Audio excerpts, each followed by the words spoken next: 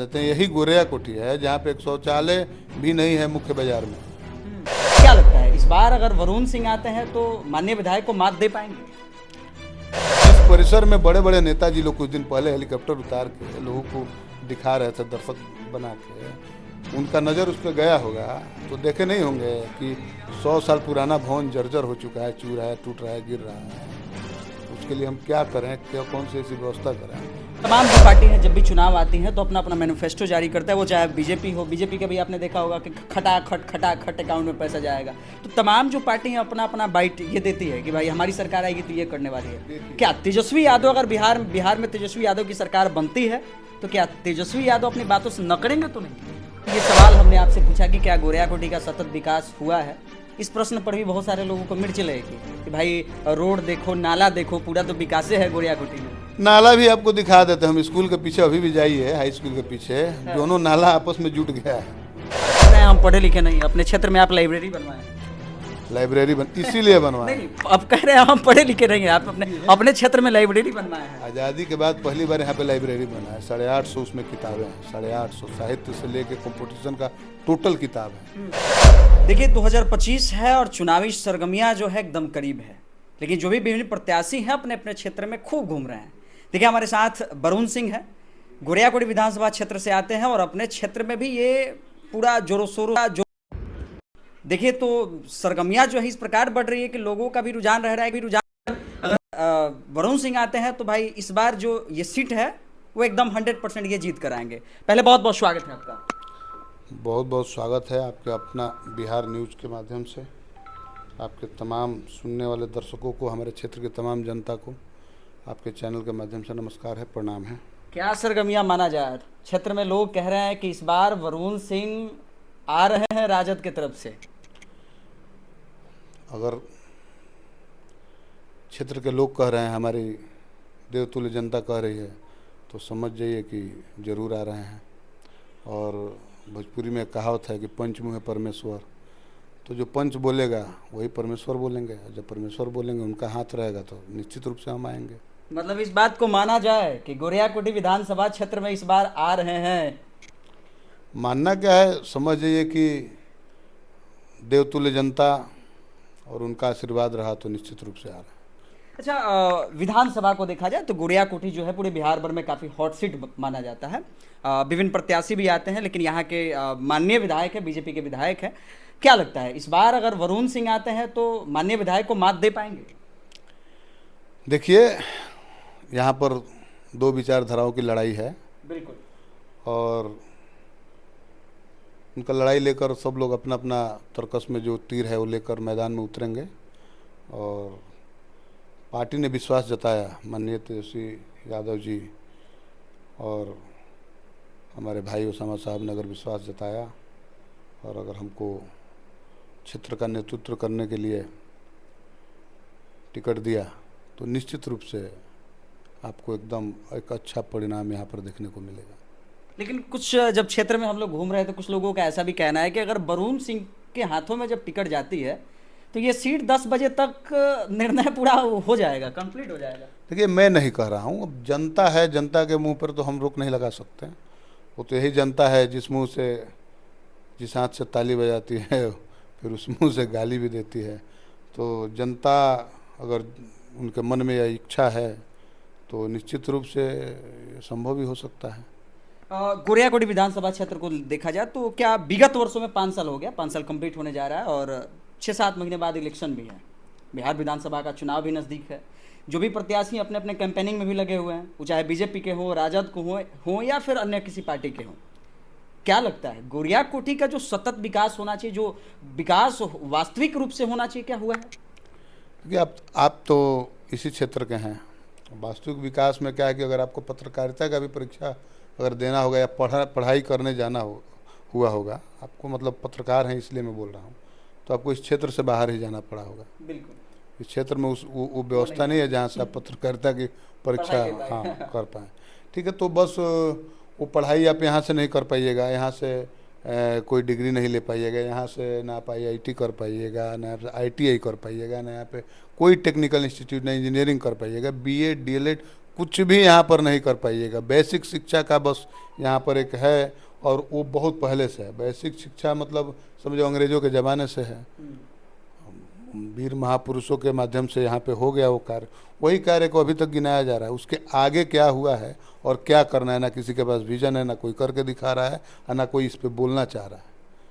आपका ध्यान हमेशा भटका के रखा जा रहा है। हमने कई बार बहुत सारे लोगों से ये प्रश्न किया है, क्या गोरियाकोठी विधानसभा क्षेत्र में क्या कोई डिग्री कॉलेज या फिर कोई आईटीआई कॉलेज या फिर कोई पॉलिटेक्निक कॉलेज नहीं होना चाहिए? अरे भाई, कहाँ नहीं है? आपके बगल के विधानसभा में जाइए, बैकुंठपुर में आप जाइए, जाइए बढ़हरिया में जाइए, अगल बगल कहीं भी जाइए। चूँकि ये गढ़ रहा है, और एक गढ़ खाली उसका नहीं रहा है, ये शिक्षा का और राजनीति का भी गढ़ रहा है। यहाँ से बहुत बड़े बड़े नेता हुए, इंदिरा गांधी के साथ बैठने वाले लोग यहाँ से गए, सदन में गए। तो उस समय यहाँ से जब पूरे बिहार का राजनीति पटना से डील होता था, वो पटना का राजनीति यहाँ से डील होता था, गोरियाकोठी से डील होता। वैसी यह जगह है। यहाँ पे इस सब चीज़ों की कमी है। तो आप सोचिए कि या तो आपको जानबूझ के उस चीज़ से वंचित रखा जा रहा है, ताकि आप निरंतर एक आदमी को, एक व्यक्ति को, एक परिवार को वोट देते रहिए। आप ज़्यादा शिक्षित हो जाइएगा तो फिर आप अपना हक मांगिएगा, तो और आप स्वावलंबी नहीं बन पाइएगा, तो बेरोजगार रहिएगा, तो हम आपके प्रति जो भी कार्य करेंगे, जो भी मदद करेंगे, वो आपके ऊपर एहसान के रूप में दिखाएंगे, जबकि वो है हमारा कर्तव्य। मान लीजिए हम कोई भी नेता यहाँ पे उतरता है तो बोलता है हमने ये कार्य कर दिया, हमने ये कार्य कर दिया। जनता ने आपको उस सीट पे बिठाया तभी आपने ये कार्य कर दिया, कोई एहसान आपने नहीं। आपको उसी काम के लिए चुना गया है। जिस काम, जिसके पास सत्ता रहेगी वही ना करेगा। आप मान लीजिए कि कार्य करते हैं आप हमारे यहाँ, और पेमेंट उनसे मांगने जाइएगा? बिल्कुल नहीं। कि जिसके लिए जो कार्य करता है उसी से पेमेंट मांगेगा। जनता ने आपको गुलामों की तरह लगातार 100 सालों से एक ही परिवार को वोट दे रही है, तो उसके जो भी अच्छे कार्य हुए हैं वो जिम्मेदार हैं। तो जितने भी यहाँ पे विनाशकारक काम हुए हैं उसके भी जिम्मेदार वही हैं। जो सत्ता में है दोनों कार्यों के लिए वही जिम्मेदार होगा। तो मीठा मीठा गप और कड़वा कड़वा थू वाला यहाँ पे नहीं है। जब जैसे ये सवाल हमने आपसे पूछा कि क्या गोरियाकोठी का सतत विकास हुआ है, इस प्रश्न पर भी बहुत सारे लोगों को मिर्च लगेगी कि भाई रोड देखो, नाला देखो, पूरा तो विकास है गोरियाकोठी में। नाला भी आपको दिखा देते हैं हम। स्कूल के पीछे अभी भी जाइए, हाई स्कूल के पीछे दोनों नाला आपस में जुट गया है। किसी महान व्यक्ति के द्वारा करवाया हुआ कार्य है। और विकास में किस तरीके का भ्रष्टाचार है आपको यहीं से दिख जाएगा। प्रखंड मुख्यालय से शुरू कीजिए। यहाँ पे नाला अभी पिछले 4 साल 5-4 साल पहले शुरू हुआ था कार्य, आज तक समाप्त नहीं हुआ है। यहीं थाना परिसर में नाला देख ले, ब्लॉक परिसर में नाला देख। अब आपको एक बात बता देते हैं, यही गोरियाकोठी है जहाँ पे एक शौचालय भी नहीं है मुख्य बाजार में। हमने अभी पास करवाया, अभी बनने के लिए तैयार है, बन जाएगा। लेकिन एक बना भी है किसी माध्यम से, तो उसमें ताला लगा हुआ है। प्रखंड मुख्यालय में आइए, आपको एक भी सार्वजनिक शौचालय नहीं मिलेगा, सामुदायिक शौचालय नहीं मिलेगा। जबकि यहाँ पे 22 पंचायत की जनता, माँ बहन बेटियाँ आती हैं। बिल्कुल। तो यहाँ पे बुनियादी सुविधा जैसे विकास विकास विकास, तो बुनियादी सुविधाओं से ही लैस नहीं है। हम तो आगे की बात कर रहे हैं। हम अब दुनिया चांद पर चली गई। हम जब गुलाम थे तब यहाँ पर स्कूल था। हम लोग चांद पे पहुँच गए, स्कूल अभी भी वही है।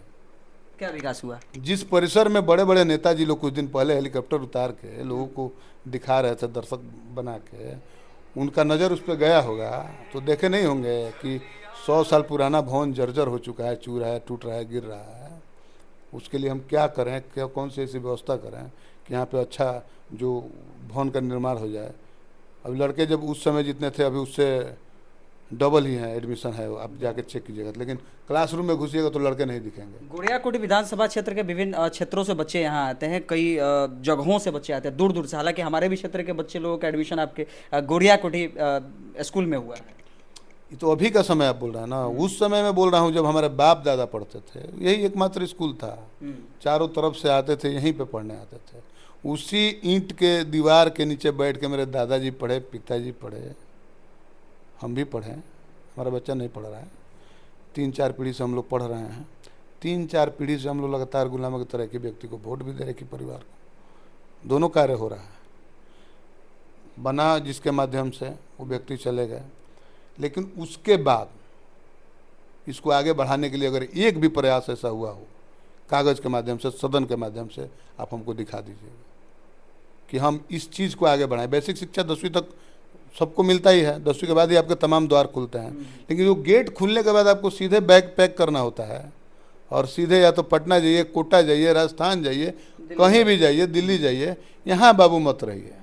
और आप किसानी करके आपके बाबूजी और खेत में हल चला के और पैसा लेके या ज़मीन बेच के या कर्जा खोज के आपको वहाँ भरेंगे। अगर आप सक्सेस हुए तो ठीक है, नहीं तो नहीं सक्सेस हुए तो आपका वो बड़ा जुआ खेले पिताजी, वो चला जाएगा, जीवन भर आपको निराशा। 4 साल हो गया विधानसभा का और अब विधानसभा चुनाव भी नज़दीक है, लेकिन 4 सालों में देखा जाए तो अभी तक आपके विधानसभा में ना रोजगार पर बातें हुई है, ना किसी अन्य तथ्यों पर बातें हुई है। अभी तो हम आपको बताए रोजगार पर भी होना चाहिए ना भाई। अभी काम क्या हो रहा है यहाँ पे क्षेत्र में, अपना ध्यान लगा के रखना और जनता का ध्यान भटका कर रखना। अभी आप रोजगार का बात कीजिएगा और पाकिस्तान हमला करने लगेगा। आपके गांव के बगल में जो घर में 10 घर मुस्लिम लोग रहते हैं और वो लोग आपके ज़मीन पर कब्जा करने लगेंगे, आपको मारने लगेंगे। मीडिया में ऐसा बताया जाने लगेगा जैसे आप किसी चीज़ का, आप ज़मीन बेच दीजिए उन्हीं मुस्लिमों से, कोई दिक्कत नहीं है, हाँ बेच के खाइए। वो बेचारे विदेश से कमा के आते हैं, आपका ज़मीन खरीद लेते हैं, उसमें दिक्कत नहीं है, उनसे कर्जा लेके खा सकते हैं। लेकिन जैसे आप अपने हक की बात कीजिएगा, देश गर्त में चला जाएगा। जैसे आप महंगाई पे बात कीजिएगा, देश गर्त में चला जाएगा। जैसे आप बात कीजिएगा पेट्रोल पे, डीजल पे, इलाज के बुनियादी सुविधाओं पे, स्वास्थ्य के सुविधाओं पे, तो बस फिर जातीय धार्मिक सब उन्माद फैलाया जाएगा। अभी कुछ दिन पहले बिहार के माननीय उप मुख्यमंत्री आए थे आपके गोड़िया कुटी में, और मुझे लगता है कि कुछ लोगों का ऐसा भी कहना था कि भाई कुशवाहा समाज के वोटरों को एकजुट करने के लिए वो यहाँ गोड़िया कुटी में पहुंचे थे। तो क्या कैसे देखते हैं इस चीज़ को? अब हम उनको क्या बोल सकते हैं, वो बहुत बड़े पद पर हैं और जो भी है वो अपने पिताजी के रहमो करम पर वो भी है नेता और उस बात को कभी नहीं बोलते। लेकिन हमारे माननीय तेजस्वी यादव को रात दिन कुछ ना कुछ अब सब बोलते रहते हैं। आप उनका वीडियो वायरल हुआ होगा, देखे होंगे। फिर आए थे यहाँ पर, उसमें भी हुआ था, आए थे तो लेने ही आए थे, कुछ दे कर गए हैं क्या पूछिएगा। जो आदमी 4 घंटा जाके वहाँ पे जय हो किया है, बोलिए माननीय उप मुख्यमंत्री हैं, क्षेत्र के लिए कुछ दे कर गए क्या? एक भी चीज़ का घोषणा किए हूँ? किसी महापुरुष के मूर्ति का अनावरण में आए थे वो, ठीक है, अनावरण हुआ वहाँ तक ठीक है। क्षेत्र के जनता के लिए कुछ दे कर गए, एक पद पे हैं या उसी पद पे रह के तेजस्वी जी ने क्या क्या प्रयास किया था आपको पता होगा। बिल्कुल, नौकरी के साथ सब कुछ। हालांकि उनके पिताजी भी रहे हैं पार्टी में, लालू जी के साथ बहुत लंबे तक समय तक कार्य किया है। हालांकि वो तो तीनों बार सरकार जिसमें रहे उसमें वो मंत्री रहे उनके पिताजी, और ये भी मंत्री हैं, उप मुख्यमंत्री भी हैं। दे कर क्या गए ये पूछिए। कोई व्यक्ति जो है पूछ लेता कि ठीक है आप आए हैं, तो आप कुशवाहा समाज नहीं किसी भी समाज के नेता हो, ठीक है, तो आपका समाज शादी ब्याह और बाकी कार्य के लिए होता है। लेकिन जब आप किसी पद पे हैं, संवैधानिक पद पे, तो फिर सभी जनता आपकी है। बिल्कुल। तो क्या देकर गए इस क्षेत्र के जनता के लिए? पूछिए 111 गोरिया कोठी के लिए कोई घोषणा करके गए कि हम आए हैं बाबू इस पद पे हैं, मांगिए, आप लोग कुछ मांगते हैं तो हम देने लायक हैं, या इस पद पे हैं तो कुछ देकर जाए? कुछ भी नहीं। आए, हेलीकॉप्टर रख दिए, अपना चले गए, 2 दिन बाद हेलीकॉप्टर भी चला गया। लोगों को हेलीकॉप्टर दिखाना था, लोग देख लिया। अच्छा, आपको नहीं लगता है कि गोड़िया कुटी विधानसभा जो क्षेत्र है महाराजगंज संसदीय क्षेत्र के अंतर्गत आता है, यहाँ पर विधायक जो हैं वो भी बीजेपी के हैं, जो सांसद हैं वो भी बीजेपी के हैं? क्या लगता है जिस प्रकार विकास होना चाहिए भाई, क्या चल रहा है? देखिए, आपको विकास का पैमाना क्या है कि आज जो कुछ कर दीजिएगा ना वो कल पूरा ना हो जाएगा। तो हम ये नहीं बोल रहे हैं कि बहुत सारा कार्य नहीं हुआ है, हम बोल रहे हैं कि ठीक है आज जो आपने कर दिया तो उसके आगे भी दुनिया है ना, उसके आगे बढ़िए। हाँ, उसके आगे बढ़िए। 1916 में स्कूल है, वही स्कूल आज भी दिखा रहे हैं। हम विधायक इसलिए लड़ रहे हैं कि मेरे पिताजी ने स्कूल बनवाया था, मेरे दादाजी ने स्कूल बनवाया था, क्षेत्र का नेतृत्व किया था, जनता ने वोट दिया था तभी किया था। अब तो हर एक पंचायत में एक हाई स्कूल है, किसी न किसी के दादाजी बाबूजी दिए हैं, जमीन दाता है। वहाँ पे कोई देखिए उसके घर का कोई मुखिया भी नहीं मिलेगा, वार्ड भी नहीं मिलेगा। ये एकदम अकाट्य सत्य है। तो ठीक है, उनका सम्मान है, अपने क्षेत्र के लिए कुर्बानी आदि लड़े, सब कुछ निरंतर आपको उसके एवज में लोगों ने जिताया भी। लेकिन 100 साल बाद भी आप हमको वही चीज़ दिखा रहे हैं जो हमारे बाप दादा ने अभी बोला ना, बाप दादा पिताजी, उसके बाद हम लोग सब निरंतर वही देख रहे हैं, और हमारे बच्चे को हमको नहीं दिखाना है तो हम उसको बाहर पढ़ाते हैं। लेकिन वही एक चीज़ है जो आप दिखा सकते हैं।